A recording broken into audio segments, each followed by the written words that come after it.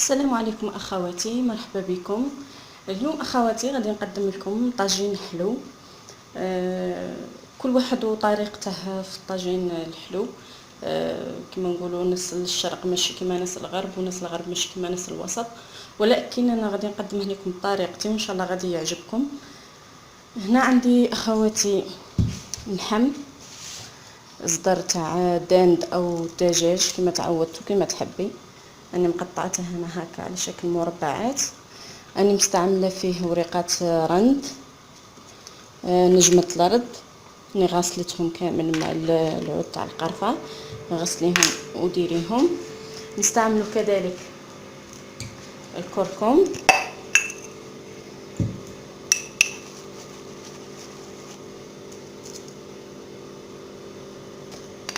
مغرفه كركم. نستعمل هنايا اختي كما تحبي، كل وحده والذوق نتاعها، يا مارغرين او زبده كما تحبي، وحده والذوق نتاعها. انا نستعمل مارغرين.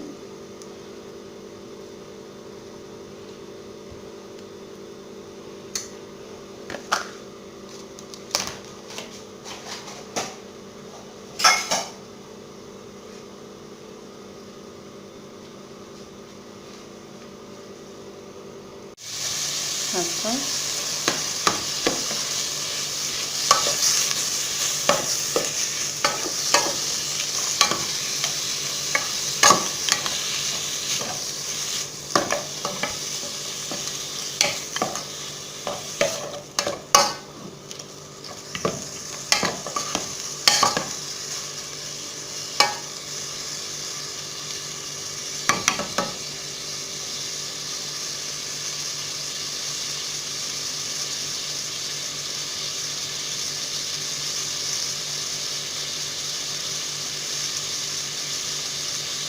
لما اختي تقلالي كامل الزبده تذوب وتقلالي اللحم، نسقي.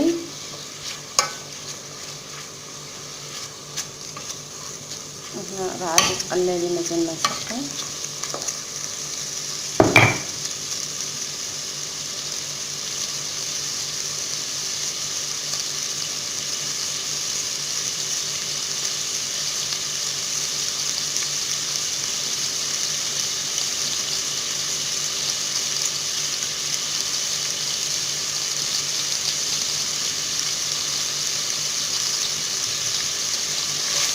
هنا في الطاجين حلو اختي، كل منطقه وطريقتهم.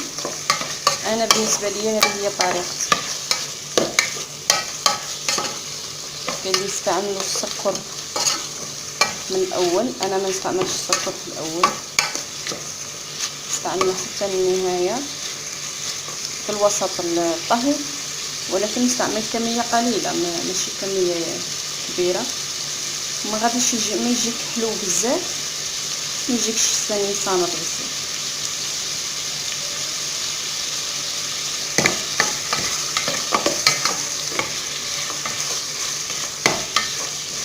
وغادي تجربيه اختي ان شاء الله ويعجبك. جربي هذه الطريقه وشوفي.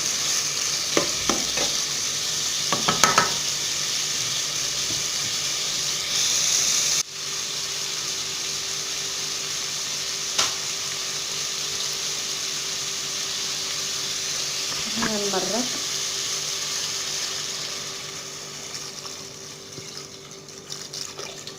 حسب ما يتغطى لي اللحم.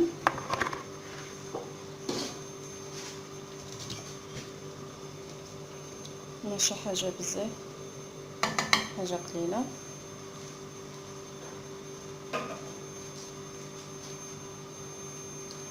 هنا اختي لما يوصل تمسي اللحم نتاعك وتصيبيه وصل نصف الطياب نتاعه، تما ما يكونش باقي له بزاف ويوجد.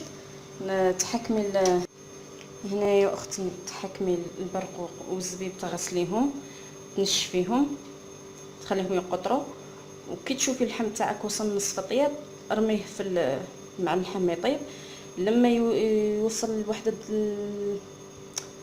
يعني على حسب نوعية البرقوق. بعض الأحيان نجد النوعية غير جيدة،